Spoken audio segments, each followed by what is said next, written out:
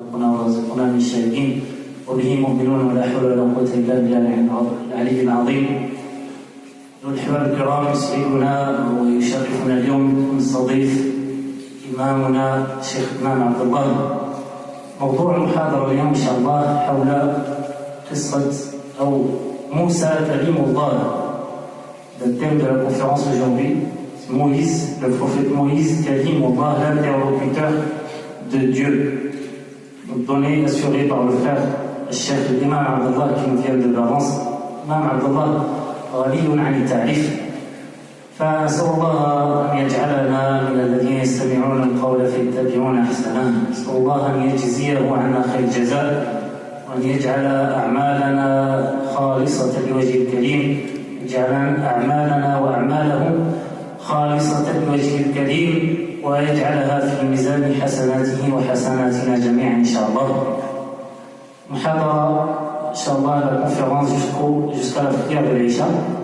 Donc vers 19h10, on fera l'adhan et l'iqama mubashara. On fait la prière de l'Isha et juste après, donc on consacrera, après la prière de l'Isha, 20 minutes à une demi-heure de questions-réponses, Inch'Allah, après la prière de l'Isha. Barakallahu fikum wa falyatafaddal mashkoura, barakallahu fikum.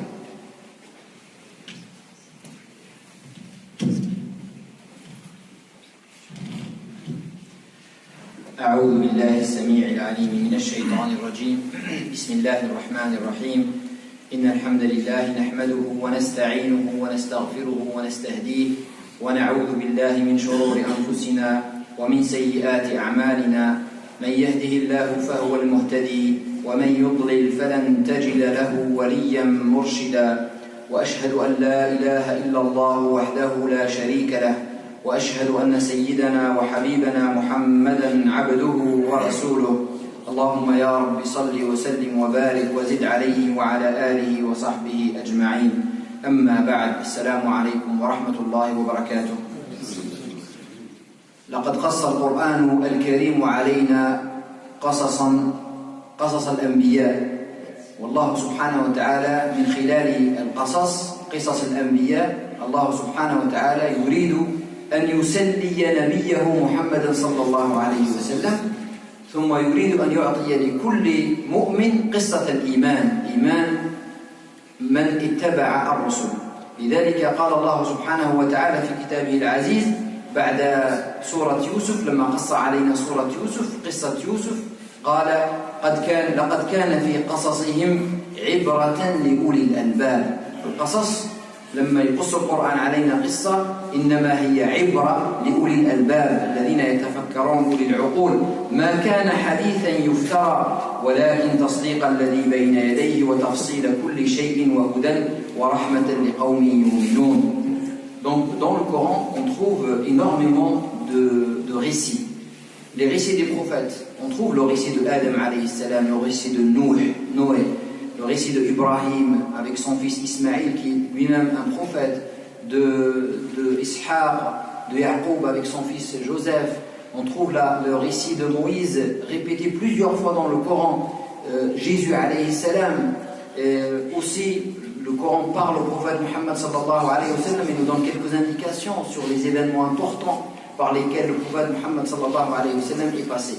Quel est l'objectif du récit dans le Coran al-Karim? Pourquoi il y a autant d'histoires dans le Coran al-Karim? Parce que l'histoire, c'est un moyen très efficace pour enraciner la foi dans les cœurs. Je vous conseille vraiment de prendre les histoires des prophètes, de les raconter à vos enfants. C'est beaucoup plus simple, beaucoup plus efficace que de leur dire voilà, l'islam c'est ça, et c'est ça, et c'est ça, et c'est ça. Quand on leur raconte une histoire, l'histoire de Moïse, par exemple, on va la citer aujourd'hui, quand on essaie de leur raconter cette histoire, quand on va dans certains détails, quand on explique pourquoi Allah subhanahu wa ta'ala a fait cela, et ça enracine beaucoup la foi dans les cœurs de nos enfants.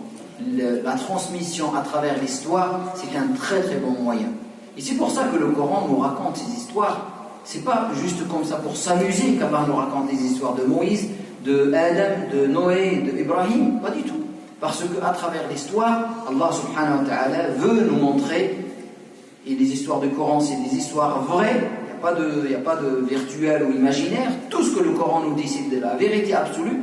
Et à travers les histoires, Allah subhanahu wa ta'ala veut nous transmettre des messages très très importants. C'est pour ça qu'Allah subhanahu wa ta'ala nous dit à la fin de Surat Yusuf, toute une sourate pour une seule histoire, toute une sourate de plusieurs pages pour une seule histoire de ce jeune homme, Joseph, comment Allah subhanahu wa ta'ala l'a accompagné jusqu'à avoir reçu la prophétie.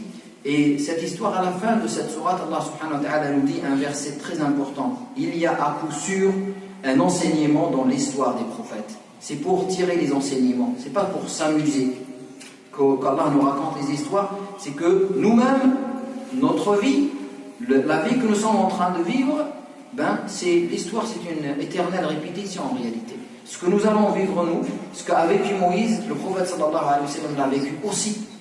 Et la vie, c'est comme ça, les règles de la vie ne changent pas. Ce que Allah subhanahu wa ta'ala fait subir à Fir'aoun, Allah le fera subir à tout Fir'aoun, à tout autre dictateur, à toute autre personne qui est injuste. C'est pour ça que les histoires, c'est un moyen très efficace pour transmettre la foi. Il y a à coup sûr un enseignement dans l'histoire des prophètes pour les hommes doués d'intelligence. Les gens qui comprennent, les gens qui ont l'intelligence, qui utilisent leur raison dans le bon sens. Il y a certainement des enseignements à tirer des histoires des prophètes. Ce livre n'est point un récit inventé de toutes pièces, mais il est une confirmation des écritures antérieures. Le Coran vient confirmer et corriger les erreurs des autres écritures, un exposé détaillé de toutes choses, une bonne direction et une grâce pour ceux qui croient en leur Seigneur. Et c'est à la fin de Surat Yusuf qu'Allah subhanahu wa ta'ala nous donne cette information importante. L'histoire est un très bon moyen pour ancrer la foi dans les cœurs. Les récits nous résument les leçons de l'histoire et les règles qui s'appliquent. Allah subhanahu wa ta'ala a fait des règles, et ces règles s'appliquent à tout le monde. Les règles qui se sont appliquées à l'époque de Moïse, qui s'appliquent à notre époque aujourd'hui. Allah est le créateur du monde, subhanahu wa ta'ala. Et ce monde fonctionne sur des règles claires, efficaces, qui s'appliquent à tout le monde. Et ces règles qui s'appliquent à une époque s'appliqueront à n'importe quelle autre époque. C'est pour ça que quand on comprend les récits du Coran, on essaye de se conformer à ce que Allah subhanahu wa ta'ala nous demande. Les récits des autres communautés sont notre destin à nous. Les règles de Dieu ne changent jamais d'un peuple à un autre.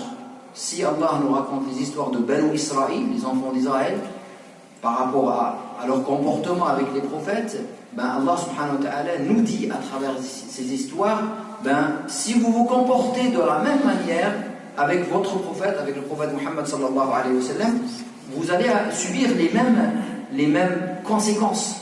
Les mêmes conséquences.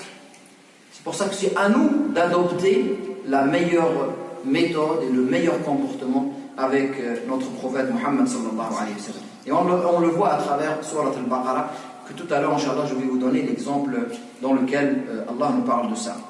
Les récits du Coran Karim est une vérité absolue, ce n'est pas des mythes. Beaucoup de personnes croient. Quand le Coran nous raconte une histoire, c'est cette histoire a vraiment existé. C'est pas juste un mythe comme certains peuvent le dire. Non, toutes les histoires qu'Allah nous a racontées dans son livre, c'est des histoires réelles. Et ces histoires se sont passées exactement comme ça. Nous n'étions pas témoins, mais Allah était témoin. Et quand Allah nous raconte quelque chose, nous dit quelque chose dans son livre, à travers sa parole, nous croyons que toutes les histoires qu'on a dans le Coran Karim, c'est des histoires qu'Allah nous a racontées en toute vérité. Et c'est pour ça qu'Allah subhanahu wa ta'ala, quand il nous raconte la vie de Jésus, il dit voici la vie de Jésus en toute vérité. C'est-à-dire que si les autres ont modifié, ont falsifié, ont altéré leur texte, voici le texte qui te donne toute la vérité sur la personne de Jésus. Et Allah subhanahu wa ta'ala le dit à son prophète Muhammad sallallahu alayhi wa sallam, quand il raconte l'histoire de Moussa, il lui dit, tu n'étais pas là à ce moment-là, quand Allah a aidé le peuple, l'a fait traverser la mer, tu n'étais pas là, mais nous étions là. Allah était là, subhanahu wa ta'ala. Et c'est pour ça que le Coran, tout ce que contient le Coran, c'est la vérité absolue. Et les histoires, quand on raconte à nos enfants des histoires virtuelles, ça ne les touche pas parce qu'ils savent que c'est que des histoires. Mais quand on leur dit cette histoire, c'est Allah qui nous la raconte, et c'est la pure vérité, ben ça, c'est quelque chose qui va les attirer énormément. Le Coran ne nous donne pas beaucoup de détails. Vous l'avez bien remarqué, il y a beaucoup, quand Allah nous raconte les histoires de Ashabul Kahf, par exemple, les gens de la caverne, les jeunes qui se sont réfugiés dans une caverne, Allah ne nous donne pas ni l'endroit où se trouve cette caverne, ni les noms de ces personnes, ni l'époque, d'accord? Il ne donne pas de détails. Mais pourquoi Allah ne nous donne pas de détails? Parce que l'objectif de l'histoire d'un récit dans le Coran Karim, c'est pas juste pour amuser la galerie, pour amuser les gens. Non, c'est uniquement dans l'objectif d'en tirer des leçons et des enseignements. Donc vous n'allez jamais trouver des détails dans le Coran Karim. Parce que ce qui est important, ce n'est pas le nom de la personne, ce n'est pas l'époque de l'histoire, mais c'est le sens de l'histoire. Cette histoire s'est passée maintenant, à cette époque-là, elle peut se passer à n'importe quelle époque. Les histoires qu'Allah nous raconte, ils sont dépourvus d'endroits et d'espace et de temps, c'est exprès. Allah nous dit que ces règles d'Allah s'appliquent tout le temps et vous devez les prendre en considération. Moïse, alayhi salam, le prophète Moïse, le messager d'Allah Moïse, est un des pôles de la prophétie. On l'appelle Kalimullah. Kalimullah, c'est l'homme à qui Dieu s'est adressé directement, sans intermédiaire. Directement. Allah lui a parlé directement. Il est l'interlocuteur d'Allah subhanahu wa ta'ala. Donc, il est de la lignée de Ibrahim, alayhi salam, d'accord, dans la lignée des prophètes. Il est cité dans le Coran 136 fois. Il est le prophète le plus cité dans le Coran, 136 fois. Alors que le prophète Mohammed sallallahu alayhi wa sallam n'est cité que 4 fois dans le Coran Karim, d'accord, parce que le Coran s'adresse à lui, bien sûr. C'est pas par l'ordre de préférence, mais pour nous montrer que l'histoire de Banu Israël, la prophétie, l'histoire de Moïse avec son peuple nous concerne directement parce que on peut être amené à vivre les mêmes événements. C'est pour ça qu'Allah insiste beaucoup sur l'histoire de Moïse. Donc, dans 27 sourates, 27 sur les 114 sourates du Coran, Allah parle de Moïse. Donc, c'est très très important. Alors que les autres prophètes, Allah subhanahu wa ta'ala en parle, mais parfois il ne rentre pas dans les détails. Ibrahim, il est cité 64 fois. Isa alayhi salam, il est cité 26 fois. Et le prophète Mohammed sallallahu alayhi wa sallam, il est cité 4 fois dans le Coran al-Karim. Donc, les histoires de Moïse alayhi salam sont citées les histoires entières sont citées plus de 10 fois, où Allah nous raconte les histoires. Allah subhanahu wa ta'ala nous parle dans Surat al-Baqarah, du verset 51 au verset 57. Les versets qui parlent du peuple de Moïse, de Banu Israël. Allah s'adresse directement à eux, Ya Bani Israël. Il parle de leur histoire et qu'est-ce qu'ils ont demandé à Moïse. Donc c'est dans Surat al-Baqarah. Et justement, il parle de cette Baqarah, c'est la vache, et cette histoire, je vais vous la raconter tout à l'heure, Inch'Allah. Dans Surat al-Nisa, la Surat des femmes, Allah parle de Moussa alayhi salam. Il parle à Banu Israël. Dans Surat al-Ma'ida, la table servie, Allah subhanahu wa ta'ala parle à Banu Israël. Dans Surat al-A'raf, les murailles, dans 54 versets, Allah subhanahu wa ta'ala nous raconte l'histoire de Moïse alayhi salam. Jusqu'à la fin, il raconte l'histoire depuis la rencontre avec Allah subhanahu wa ta'ala, la révélation, jusqu'à la fin de l'histoire de Moïse. Dans Surat Yunus, Jonas, Allah nous raconte dans 18 versets, Surat Moussa alayhi salam, de la révélation jusqu'à la punition de Pharaon. Dans Surat Hud, donc 5 versets, Allah subhanahu wa ta'ala nous parle de Pharaon. Il s'adresse directement aux hommes injustes pour les comparer à Pharaon. Dans Surat Taha, dans 90 versets, Surat Taha c'est une sourate mécoise, la majorité des sourates où le récit de Moïse est détaillé, c'est les sourates mécoises. Et les sourates médinoises, les sourates qui ont été révélées à Médine, généralement ce n'est pas détaillé. D'accord? Comme sourate al-Baqarah, c'est une sourate médinoise. Allah ne nous raconte pas l'histoire de Moïse parce qu'il l'a déjà raconté dans les sourates mécoises, à l'époque mécoise. Mais à l'époque médinoise, Allah s'adresse plutôt à Banu Israël pour leur rappeler, parce qu'à l'époque du prophète sallallahu alayhi wa sallam, le prophète vivait à Médine, et à Médine il y avait des musulmans et des juifs aussi, donc Allah s'adressait à eux. Donc dans Surat Taha, c'est très détaillé, l'histoire elle est détaillée dans 90 versets. Dans Surat Al-Mu'minun, 4 versets. Dans Surat Al-Shu'ara, 58 versets. Elle est détaillée la sourate. Et on va expliquer pourquoi cette sourate, pourquoi Allah subhanahu wa ta'ala raconte l'histoire de Moïse plusieurs fois. Je vous ai dit, parce que c'est très important de connaître, mais le récit n'est pas toujours le même. Allah subhanahu wa ta'ala, quand il parle dans Surat Al-Shu'ara et dans Surat Al-Taha, il parle pas de la même, c'est pas le même angle. Il ne traite pas la question de la même manière. D'accord? Il donne parfois des récits qui ne sont pas les mêmes. Un dialogue entre Moïse et Pharaon, il est dans Surat Al-Shu'ara cité, un dialogue, le premier, et dans Surat Taha, c'est le deuxième dialogue où quand Moïse était avec les autres, et non pas uniquement avec son frère et Pharaon. Donc, c'est pour ça qu'on trouve dans le Coran al-Karim, il n'y a pas beaucoup de répétitions dans Surat. C'est des angles différents par lesquels le Coran traite l'histoire de Moïse. Dans Surat An-Naml, les fourmis, 7 versets. Et ces 7 versets nous parlent de la rencontre de Moïse avec Allah subhanahu wa ta'ala. Dans Surat Al-Qasas, et c'est l'un des meilleurs récits bien sûr, Surat Al-Qasas, elle commence les récits. Elle commence par l'histoire de Moïse et de son enfance, de sa maman, comment Allah lui a demandé de l'abandonner. Et il lui a garanti son retour. Dans Surat Ghafir, 31 versets. Dans Surat Zukhruf, 18 versets. Dans Surat Al-Kahf, 18 versets. Et son histoire avec Al-Khidr. Et dans Surat Al-Nazi'at, 11 versets. Voilà où Moussa alayhi salam est cité dans le Coran al-Karim. C'est juste pour vous montrer qu'Allah subhanahu wa ta'ala, que le Coran donne beaucoup d'importance à Moïse et le cite énormément de fois. Et le prophète Muhammad sallallahu alayhi wa sallam nous disait un jour, mon frère Moïse. Quand il parle de Moïse, il dit mon frère. Et on sait que tous les prophètes sont frères. Et notre foi musulmane, Allah subhanahu wa ta'ala nous demande de nous distinguer en matière de foi, de ne pas distinguer entre les prophètes.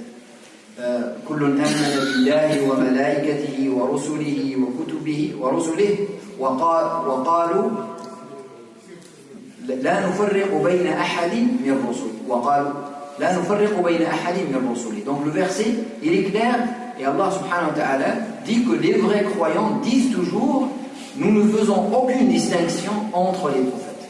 En matière de foi, je ne peux pas en tant que musulman dire je crois plus en Mohammed qu'en Jésus ou en Moussa. Non, je ne peux pas dire ça. En matière de foi, je dois croire en tous les prophètes de la même manière. Mais certes, les prophètes n'ont pas le même statut. Les prophètes n'ont pas tous les mêmes statuts. D'accord? Il y a des prophètes, ulul azm, les prophètes les plus importants, les 5, qui sont Muhammad sallallahu alayhi wa sallam, Ibrahim alayhi salam, Moussa alayhi salam, Isa alayhi salam et Nuh, dans l'ordre. D'accord? C'est les 5 prophètes les plus importants pour nous musulmans. C'est des messagers d'Allah subhanahu wa ta'ala et c'est les 5 les plus importants. Parce que c'est eux qui ont subi le plus d'épreuves dans leur vie. Et qui ont résisté aux épreuves et qui ont transmis les messages d'Allah subhanahu wa ta'ala. Donc Moïse fait partie des 5 prophètes les plus importants. Mais en tant que musulmans, on croit en tous les prophètes de la même manière. On aime tous les prophètes, on respecte tous les prophètes et on n'attribue aucun péché aux prophètes. Les prophètes sont infaillibles, c'est-à-dire qu'ils ne font pas de péché. Allah les a préservés du péché, puisque c'est des modèles. Quand on a un modèle, il doit être parfait le modèle. Quand Allah nous demande de suivre Moïse, de suivre Isa, de suivre Muhammad sallallahu alayhi wa sallam, pour nous ce sont des modèles. Si le modèle lui-même est faux, donc on ne peut pas le suivre. Justement, c'est pour ça qu'Allah a donné, dans notre foi musulmane, nous musulmans sunnites, on dit que les prophètes sont infaillibles. C'est-à-dire qu'ils ne font pas de péché. Ils peuvent choisir une option qui est moins juste qu'une autre. Mais jamais un prophète fait un péché. Jamais. Adam, quand il a mangé, quand il a désobéi à Allah subhanahu wa ta'ala, il l'a fait alors qu'il n'était pas prophète. Adam, il est devenu prophète quand il est descendu sur terre. C'est là où Allah lui a donné la prophétie. D'accord? Et tous les prophètes qui ont fait des erreurs, Moïse, quand il a tué une personne, il l'a fait alors qu'il n'était pas prophète à ce moment-là. Quand Allah lui a donné la prophétie, il l'a protégé. Comme il l'a fait pour le prophète Muhammad sallallahu alayhi wa sallam, il lui a envoyé 2 anges pour lui enlever le mal qui peut exister dans son cœur. Donc les prophètes, nous avons un grand respect. Malheureusement, parfois, chez les autres, il n'y a pas ce respect que les musulmans ont vers les prophètes. Et nous, c'est quelque chose de fondamental. On a un grand respect, un grand amour pour tous les prophètes et les messagers qu'Allah subhanahu wa ta'ala a envoyés. Et le prophète sallallahu alayhi wa sallam, quand il subissait des injustices de la part de ses compagnons, parfois, certaines personnes sont en colère, ils disent des paroles au prophète sallallahu alayhi wa sallam, d'accord, notamment les bédouins, les nouveaux musulmans qui ne connaissent pas le statut et l'importance du prophète sallallahu alayhi wa sallam. Parfois, il y a une personne qui, à un moment, le prophète a distribué de l'argent et il a donné à certains plus que d'autres, d'accord, parce qu'il voulait les attirer un peu plus vers l'islam. C'était des gens débutants. Et il y en a une personne parmi ces gens, il a prononcé cette parole, il dit cette division, la division que tu viens de faire n'est pas juste, n'est pas juste. Alors que le prophète sallallahu alayhi wa sallam, si le prophète sallallahu alayhi wa sallam n'est pas juste, qui serait juste? Personne. Le prophète de Dieu est toujours juste sallallahu alayhi wa sallam. C'est le modèle, c'est quand il n'a pas donné de la même manière, parce qu'il avait certainement des considérations à avoir. Et le prophète sallallahu alayhi wa sallam dit qu'Allah soit bon envers Moïse, il a subi plus de préjudice que moi, et il a fait preuve de patience. Il a fait preuve de patience. Et quand on voit à travers l'histoire de Moïse, ce qu'il a subi de son peuple, les injustices, vraiment la désobéissance de son peuple était flagrante, mais malgré tout, Moïse a toujours été vraiment bienveillant envers son peuple. Moïse fait partie des 5 messagers les plus importants: Noé, Ibrahim, Moïse, Jésus et Muhammad sallallahu alayhi wa sallam, appelés les gens de la détermination. Et la Torah et l'Évangile sont pour nous, musulmans, Allah subhanahu wa ta'ala le dit dans le Coran, il dit que la Torah, quand Moïse l'a reçue, l'Évangile, quand Jésus l'a reçu, c'est un guide et une lumière pour l'humanité. Donc, musulmans, parmi les 6 piliers de la foi musulmane, c'est de croire au livre saint, croire que la Torah, c'est la parole de Dieu qu'Allah a révélée à Moïse, que l'Évangile est la parole de Dieu qu'Allah a révélée à Isa, Jésus alayhi salam, que les psaumes, Zabour, c'est la parole de Dieu qu'Allah a révélée à Daoud alayhi salam, et que le Coran est la parole de Dieu qu'Allah a révélée à Muhammad sallallahu alayhi wa sallam. Ça fait partie de notre foi. Un musulman croit en ces 4 livres comme la parole de Dieu. Et on sait que les 3 livres, les anciens livres, la Bible d'une manière générale, ont subi des altérations, des modifications. Et c'est pour ça qu'Allah subhanahu wa ta'ala a révélé le Coran al-Karim dans l'objectif de corriger tout ce que les hommes ont pu rajouter ou enlever des autres messages. D'accord? Donc le Coran, il est là comme guide et pour aussi corriger, se substituer aussi pour nos musulmans. Le Coran est nécessaire et suffisant. On n'a pas besoin d'autres livres. Donc pour être guidé vers Allah subhanahu wa ta'ala.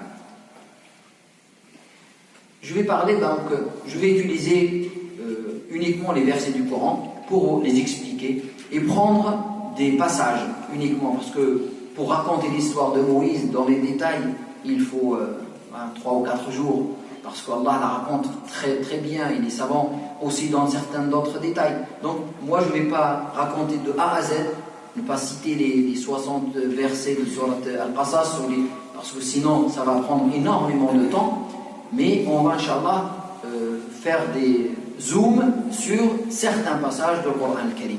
Donc le premier passage, c'est la situation de l'Égypte avant l'arrivée de Moïse. Pharaon était un dictateur, un homme injuste.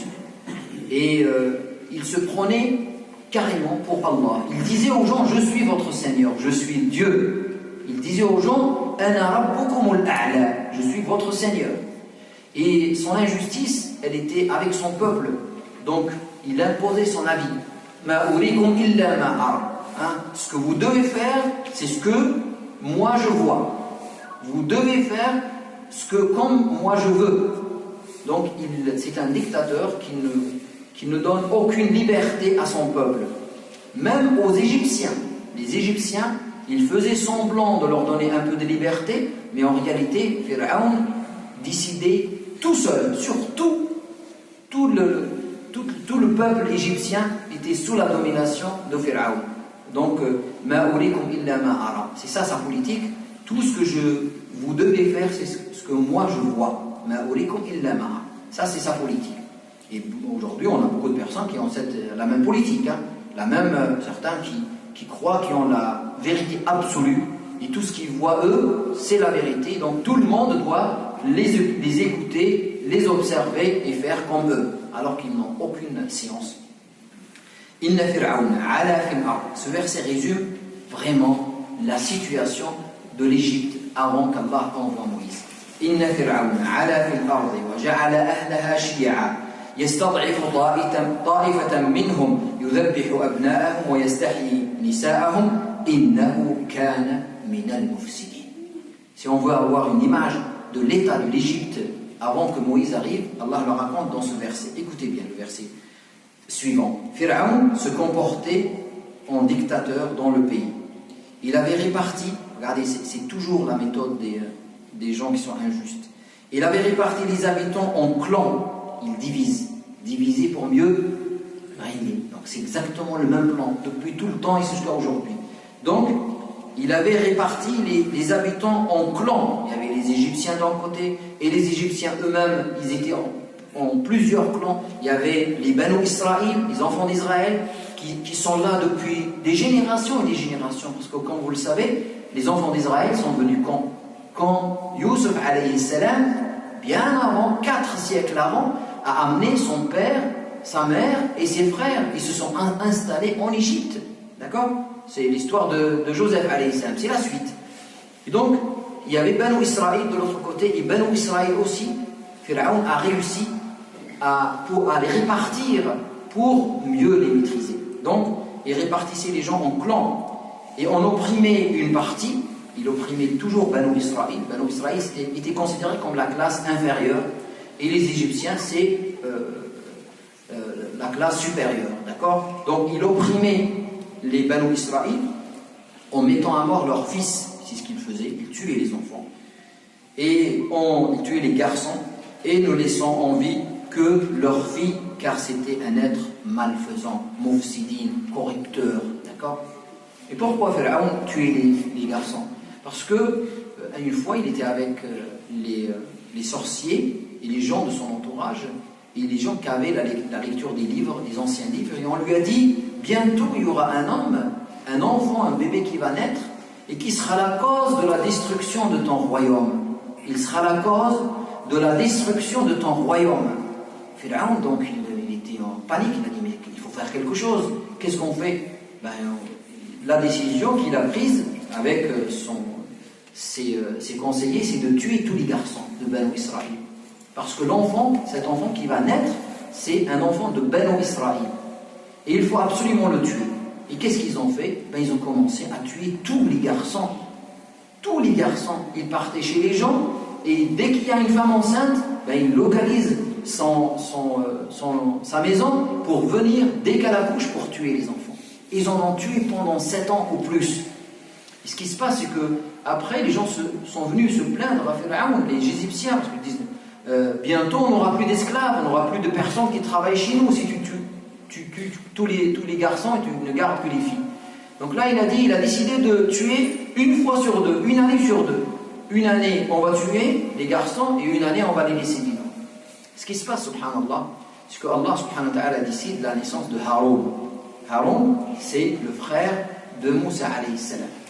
D'accord? Moussa ibn Imran, Haroun ibn Imran. Il y avait Imran qui était un homme bon avec sa femme, et qui ont eu un enfant qui s'appelait Haroun. Ce bébé va naître dans une année où Pharaon ne tuait pas les gens.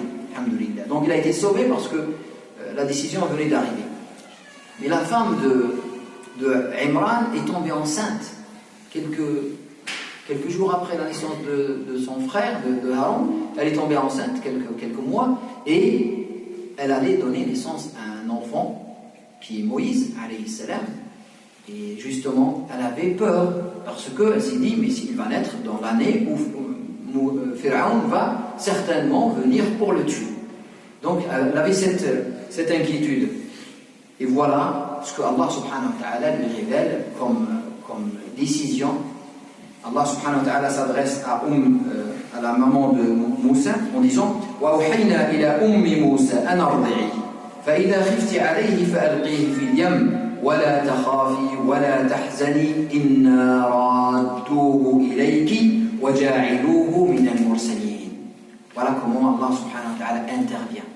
Alors vous allez voir que c'est vraiment quelque chose d'extraordinaire. Où Allah subhanahu wa ta'ala, quand il décide quelque chose, ce que Allah décide se passe comme il le décide tout le temps.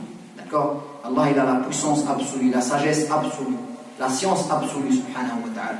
Donc, il dit, quand la femme de Imran, la maman de Moïse, était enceinte, Allah subhanahu wa ta'ala lui fait faire un rêve. Elle rêve, Allah dit, aussi nous fîmes une révélation, la révélation suivante à la maman de Moïse.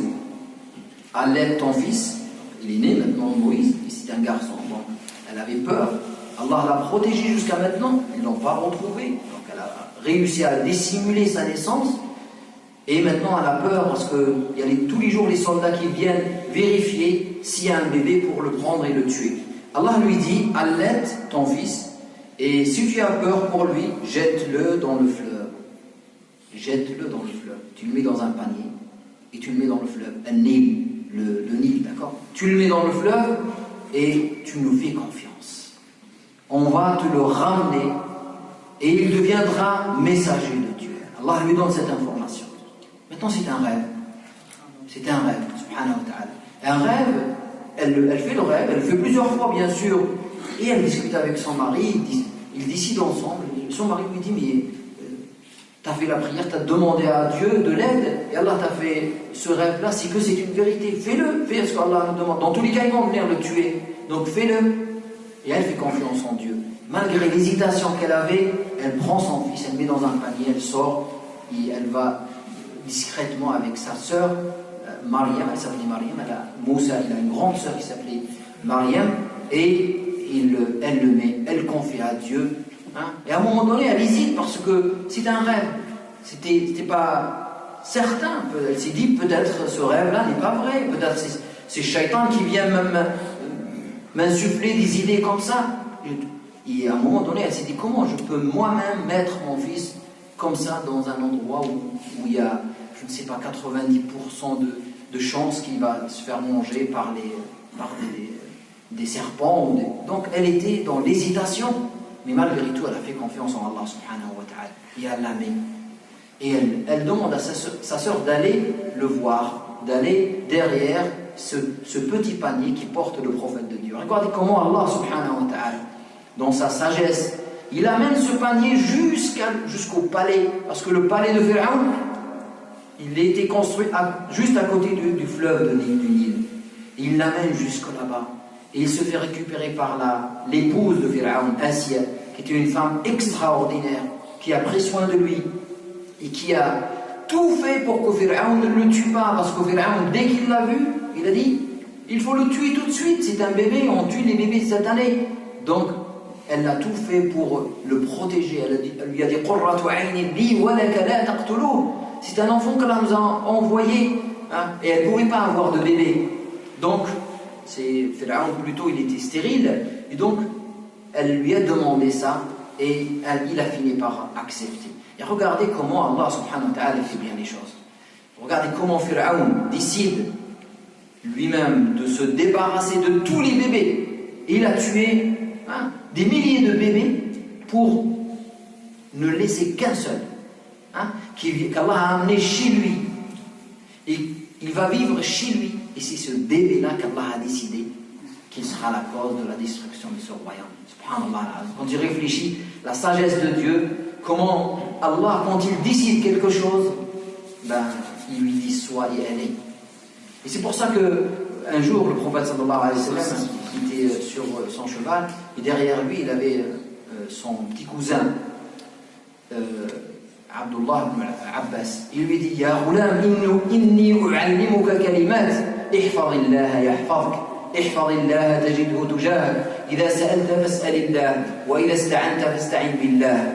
واعلم أن الأمة لو اجتمعت على أن ينفعوك بشيء لم ينفعوك إلا بشيء قد كتبه الله لك ولو اجتمعوا على أن يضروك بشيء لن يضروك إلا بشيء قد كتبه الله عليك ورفعت الأقلام وجفت الصحف. La confiance totale en Dieu. Un jour, le prophète sallallahu alayhi wa sallam était sur son cheval et derrière lui il y avait son petit cousin Abdullah ibn Abbas et le prophète lui dit, oh mon fils, je t'apprends quelques paroles. Regardez ces paroles profondes. Et ça, c'est ce qu'on doit apprendre à nos enfants. Cette histoire, justement, elle sert de moyen pour nous, d'un support de transmettre la foi. À travers cette histoire, vous pouvez transmettre la foi profonde à vos enfants. Il lui dit, oh mon fils, je t'apprends quelques paroles. Et il lui dit, observe les commandements de Dieu et Dieu te préservera. Observe les commandements de Dieu et tu le trouveras à tes côtés tout le temps. Si tu es bon, toujours Allah sera avec toi, toujours. Il ne t'abandonnera jamais, comme il a été avec Moïse, tout le temps. Quand tu demandes quelque chose, demande-la à Dieu. Quand tu as besoin d'aide, demande l'aide à Dieu. Sache que si tout le monde, tous les humains s'associent pour te faire du bien, ils ne pourront te faire que le bien qu'Allah a déjà écrit pour toi. Une confiance totale. Mais c'est Allah qui gère l'univers, c'est pas l'humain. Pharaon voulait tuer tout le monde. Il a tué tout le monde, mais Allah l'a sauvé et il a fait naître en quelque sorte, grandir l'enfant qu'il craignait dans son palais. D'accord? Donc, si le monde entier voulait te faire du mal, qu'Allah n'a pas décidé pour toi, ils ne pourront pas te faire du mal. Et si le monde entier s'unissait pour te faire un bien qu'Allah n'a pas décidé pour toi, ils ne te feront pas le bien. Ça c'est le destin d'Allah subhanahu wa ta'ala. Avoir confiance totale. Agir, hein. Pas dire le destin c'est se laisser aller. Le destin c'est-à-dire agir, et vous allez le voir à travers l'histoire de Moïse, agir, mais faire confiance en Allah subhanahu wa ta'ala. Et regardez comment Allah nous montre comment le destin opère dans la vie des hommes. 40 ans avant, parce que Moïse va revenir dans 40 ans. Là, il est né là maintenant. Ça, Allah le protège. Mais quand est-ce que Moïse va venir voir Pharaon pour lui parler de Dieu? Et 40 ans après. Et comment Allah prépare? Donc il ne faut jamais perdre l'espoir. Aujourd'hui, par exemple, on est dans un état où les musulmans sont divisés, il y a la guerre, il y a tous les problèmes. Il ne faut jamais désespérer de la miséricorde d'Allah subhanahu wa ta'ala. Israël était dans un état encore pire que celui-là à l'époque de Moïse. Ils étaient rendus à l'état d'esclavage complet. Et Allah subhanahu wa ta'ala a envoyé un prophète. Il nous raconte l'histoire 40 ans avant. Quand Allah a un plan subhanahu wa ta'ala, son plan se réalise toujours. Il faut lui faire confiance. Il ne faut jamais baisser les bras. Le prophète sallallahu alayhi wa sallam dit, quand quelqu'un a une plante qui veut planter et qui voit l'heure arriver, la fin du monde, qu'il la plante. Et il sait que ça ne va pas produire, c'est fini, la fin du monde arrive, mais qu'il la plante. Ça veut dire qu'on doit garder toujours l'espoir et qu'on doit transmettre l'espoir à nos enfants.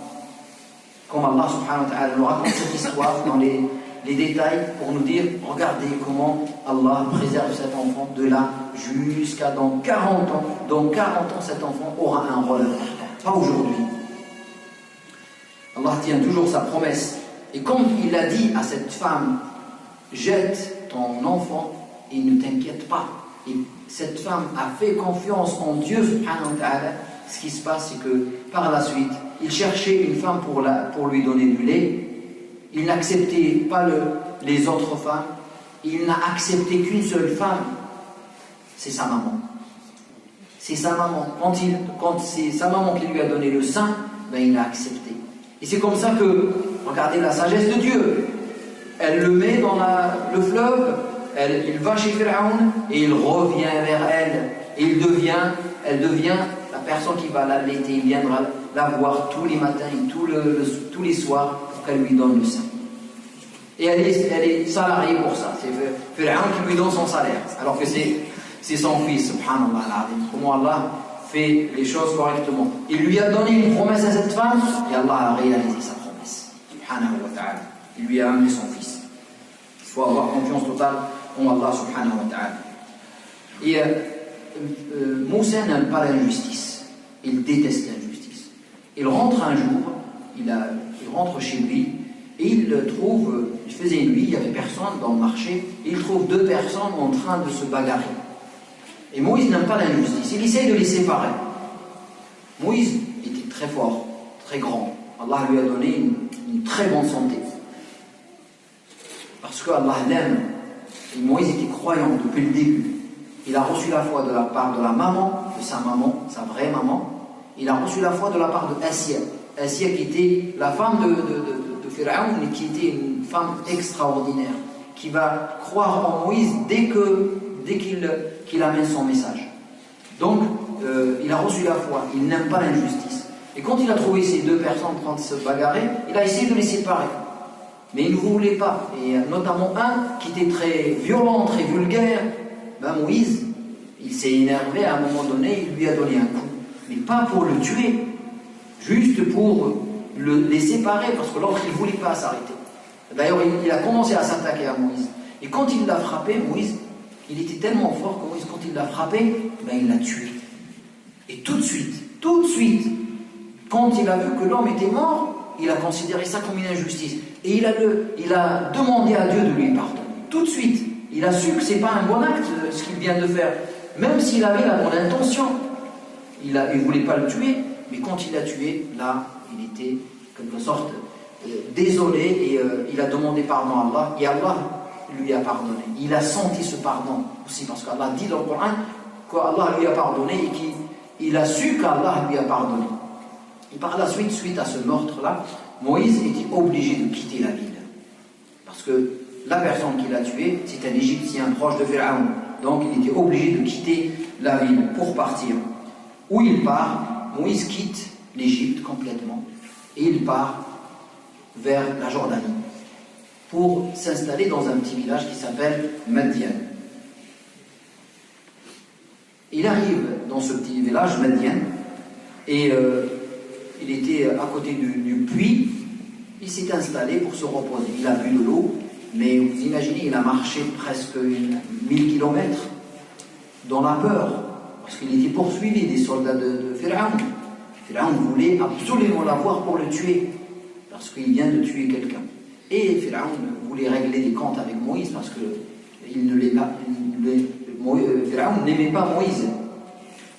Et donc, il arrive dans ce village de Madian, et il s'installe à côté du puits, après avoir bu, s'est désaltéré, il veut se reposer. Et là, il voit deux filles en train d'attendre pour abreuver leurs moutons.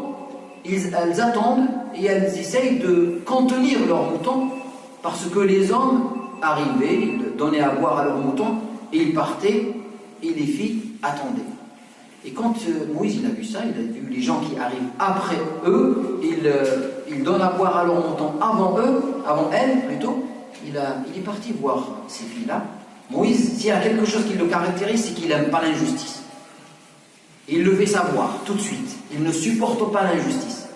Partout dans les histoires de Moïse, vous allez le voir. Il ne supporte pas l'injustice. Et il a vu ça, il a dit, mais c'est une injustice. Pourquoi ces femmes? Il est parti les voir pour leur demander, pourquoi vous êtes là depuis tout à l'heure, je vous ai vu, et vous n'avancez pas pour faire boire à vos moutons. Ils disent, mais nous, on ne peut pas. Nous sommes des filles, les hommes ne nous laissent pas aller, et par pudeur, on ne veut pas aller aussi, par pudeur et parce que les hommes prennent la place sans nous demander si on veut avancer ou pas. Donc on a l'habitude maintenant, on attend que tous les hommes font boire leurs moutons pour avancer par la suite.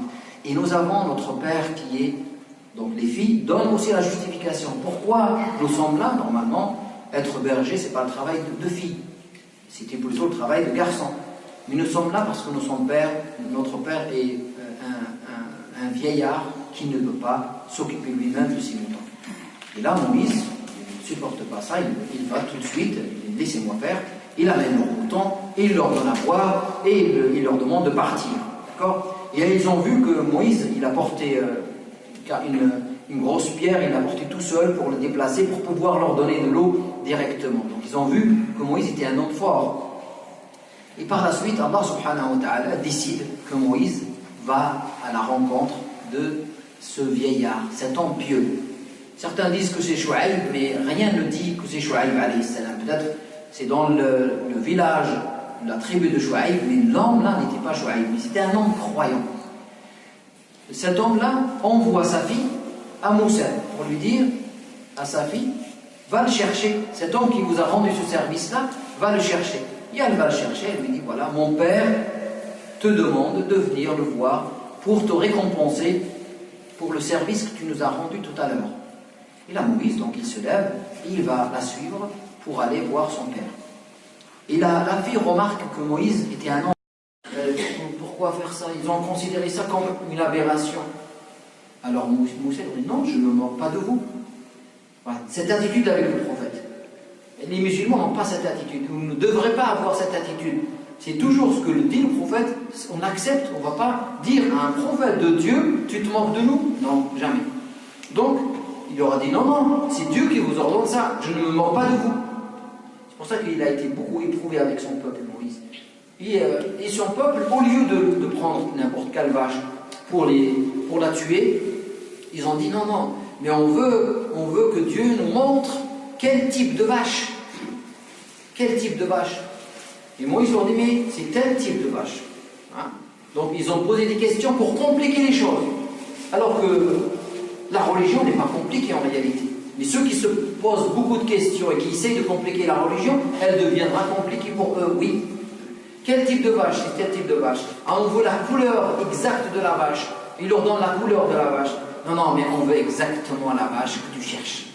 Donne-nous exactement, par les détails, où elle est la vache que tu veux. Et Allah leur donne, c'est une vache de cette nature-là.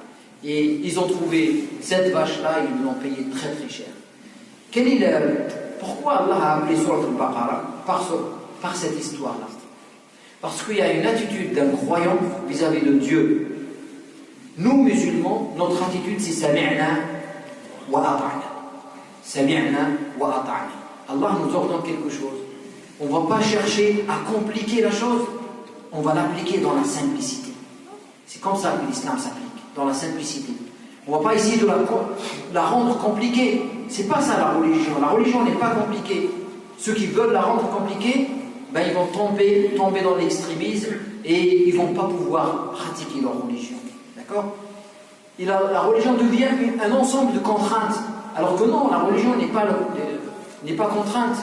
La ikraha fi-d-din, il n'y a pas de contrainte en matière de religion.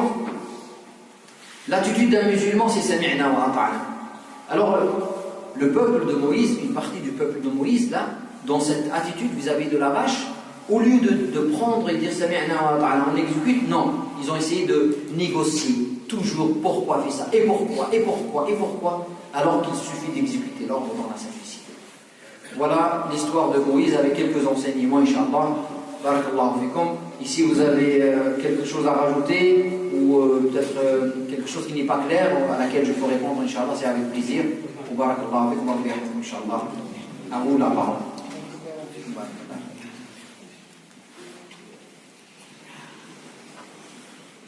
Tout est clair.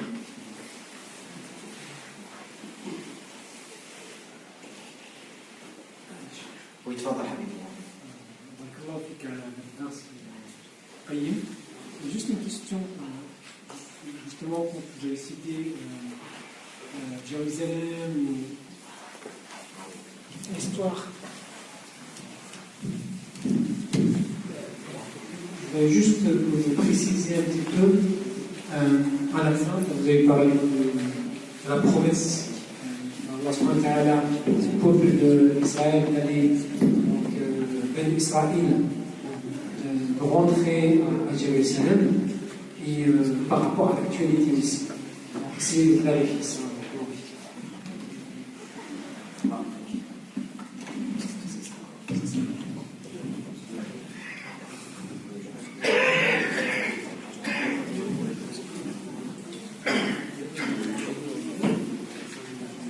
Donc Allah subhanahu wa ta'ala, ça c'est cité dans les hadiths du prophète sallallahu alayhi wa sallam, a promis, a donné une promesse à ce peuple-là, au peuple d'Israël, de les aider pour prendre la terre de Jérusalem, pas pour devenir des dictateurs, pas pour devenir des injustes, de prendre cette terre et d'établir une justice sur cette terre, parce qu'à l'époque, il n'y avait pas de justice sur cette terre, d'accord? Ça c'est une certitude, Allah leur a donné cette promesse. Maintenant, ils n'ont pas voulu cette promesse d'Allah subhanahu wa ta'ala, ils ont refusé d'y rentrer, ça c'est la première génération. D'autres générations qui avaient la foi, comme par exemple le prophète de Dieu David ou Suleyman, justement Allah, puisqu'ils étaient des gens justes, c'était des gens qui respectaient la parole d'Allah subhanahu wa ta'ala et qui avaient confiance totale en Allah subhanahu wa ta'ala, à l'image de Moïse, Allah leur a donné accès à cette terre. D'accord? Maintenant, par la suite, ils ont été expulsés par d'autres rois de cette terre, et ils ont choisi aussi eux-mêmes de vivre dans d'autres pays. Et voilà, donc, et les Juifs ont toujours vécu avec les musulmans dans le monde musulman. Quand ils ont été chassés de la Terre Sainte, beaucoup parmi eux sont venus s'installer à Médine, beaucoup. Et vous savez pourquoi? Parce qu'ils avaient dans leur livre que Médine était le lieu où le dernier prophète de Dieu allait arriver. Ils avaient la description même de la ville, exacte de la ville où le prophète de Dieu, le dernier, allait arriver. Et il espérait que ce prophète soit un juif parmi leur peuple, et Allah a choisi un autre qui était un arabe, donc c'est pour ça qu'ils n'ont pas forcément accepté la prophétie du prophète Mohammed sallallahu alayhi wa sallam. Mais le fait que les juifs ont choisi de sortir ou ont été chassés de la Terre Sainte, ça c'est historique, c'est un fait historique, c'est quelque chose qui... Mais quand je dis Allah leur a promis, mais ce n'est pas une promesse éternelle. La promesse de Dieu, elle tenait à un peuple qui a fait et qui a eu cette promesse de Dieu, mais ce n'est pas une promesse éternelle. Les Palestiniens, c'est les vrais propriétaires de cette terre. Et voilà, cette question, elle fait bien sûr elle est d'actualité, et on ne peut pas dire on sort d'un peuple de sa terre parce que Allah m'a promis cette terre. C'est pas comme ça que ça se passe aujourd'hui. Il y a des règles internationales qui gèrent les terres et les pays. Voilà. D'autres questions ou d'autres remarques que vous avez peut-être? Oui, Fadal Habib. Tout à l'heure, vous avez dit pourquoi tous les prophètes ont eu des miracles. Oui. Sauf le prophète Mohammed sallallahu alayhi wa sallam. Il a eu un miracle, mais c'est le quoi? Miracle. Pas miracle matériel. Quand il est né, il est martoum. Oui, mais ça c'est pas un miracle. C'est quoi la définition d'un miracle? Allah a donné beaucoup de bonnes choses au prophète sallallahu alayhi wa sallam. Il l'a aidé énormément. Quand il était né, on dit pratiquement prosterné et tout ça, et le jour de sa naissance, il y a des choses qui sont arrivées, il n'y a aucun problème. Ce n'est pas des miracles. Vous savez c'est quoi un miracle? C'est pas un miracle. Isra al-Mi'raj, c'est pas un miracle. C'est quoi un miracle? Un miracle, c'est une chose extraordinaire qu'Allah donne à un prophète dans l'objectif de défier les gens qui ne croient pas en lui. D'accord? Dans l'objectif de chercher le défi. Il leur dit, produisez. Et le Coran, c'est la seule chose où Allah dit aux gens, essayez de produire ne serait-ce que la moitié du Coran. Essayez de reproduire ne serait-ce que quelques sourates. Essayez de reproduire ne serait-ce qu'une sourate. Et les Arabes n'étaient pas capables de reproduire le Coran. D'accord? Donc, le miracle qu'Allah donne à un prophète, il a un objectif, c'est de prouver qu'il est prophète. Et le seul, Moïse, quand il a jeté son bâton, il a dit aux gens, regardez, c'est quelque chose d'extraordinaire. Et je cherche, faites comme moi. D'accord? La seule chose qu'Allah a donnée à son prophète sallallahu alayhi wa sallam pour prouver qu'il était prophète, c'est le Coran al-Karim. D'accord? Et c'est cité clairement dans le Coran. J'ai pas en tête le verset, peut-être Cheikh Al-Abel, que le prophète sallallahu alayhi wa sallam sorte Zukhruf, où Allah demande de nous donner des miracles matériels. On dit non, il n'y a pas de miracle matériel. Le prophète ne donne pas de miracle matériel. D'accord? Et par exemple, tu me dis, quand le prophète sallallahu alayhi wa sallam, avec une armée complète, ils avaient un peu d'eau, hein, ils ont amené un peu d'eau, et avec de cette eau, un peu, le prophète a mis sa main dans cette eau, et l'eau s'est multipliée. Toute une armée a bu de quelques litres d'eau, toute une armée. C'est un prodige, c'est une karama, c'est pas un miracle.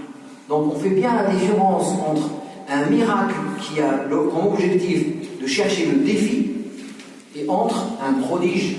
Allah a donné à son prophète sallallahu alayhi wa sallam énormément de choses.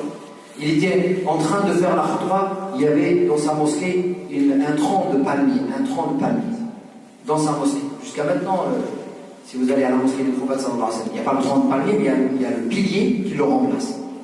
Et le prophète sallallahu alayhi wa sallam, quand il faisait sa khutbah, il mettait un peu, il s'appuyait un peu sur ce tronc de palmier.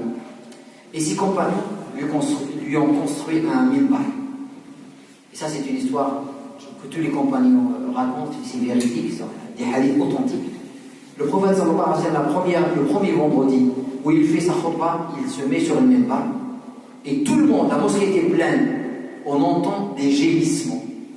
Des gémissements venant de la part du palmier, le tronc du palmier là. Il commence à gémir, à sortir un son comme un bébé qui pleure. Hein? Et tout le monde regarde, c'est quoi? D'où vient ce son-là?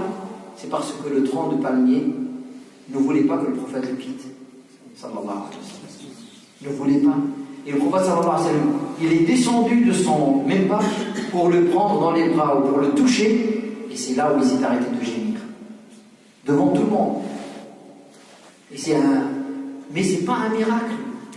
C'est un don, c'est un prodige qu'Allah a donné à son prophète sallallahu alayhi wa sallam, mais on ne peut pas appeler ça un miracle. Le miracle du prophète sallallahu alayhi wa sallam, c'est le Coran al-Karim. D'accord? Moïse, il avait d'autres miracles, la main et le bâton. Isa, il avait des miracles, mais le prophète avait que celui-là. Ça, c'est la majorité des savants musulmans qui disent ça. Et après, les savants parlent de la lune. Quand Allah a fait fissurer la lune, là aussi, certains disent que c'est un miracle, d'autres disent non. C'est parce que c'est pas quelque chose qui dure dans le temps. Et c'est uniquement pour ces gens-là qui étaient là. Ils n'ont pas pour la terre entière. Allah. C'est bon, c'est clair. D'autres questions? Ou d'autres remarques, peut-être aussi. Qu'Allah vous aide, Inch'Allah, si vous n'avez pas d'autres remarques.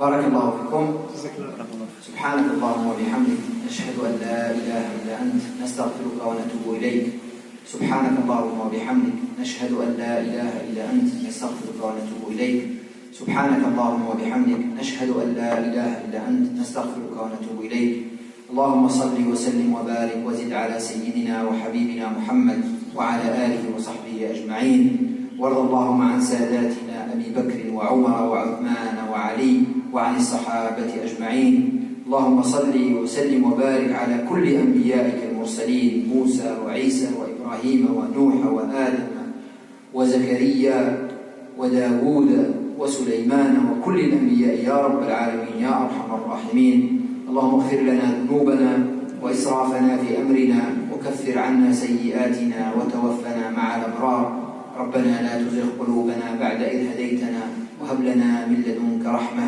إنك أنت الوهاب ربنا إننا لما أنزلت إلينا من خير فقراء اللهم أنزل إلينا الخير يا رب العالمين يا أرحم الراحمين ربنا آتنا في الدنيا حسنة وفي الآخرة حسنة وقنا عذاب النار وأدخلنا الجنة مع الأبرار يا عزيز يا غفار يا حي يا قيوم برحمتك نستغيث يا حي يا قيوم برحمتك نستغيث يا حي يا قيوم برحمتك نستغيث أغثنا في ديننا يا رب العالمين ولا تكلنا إلى أنفسنا طرفة عين ولا أقل من ذلك فنهلك.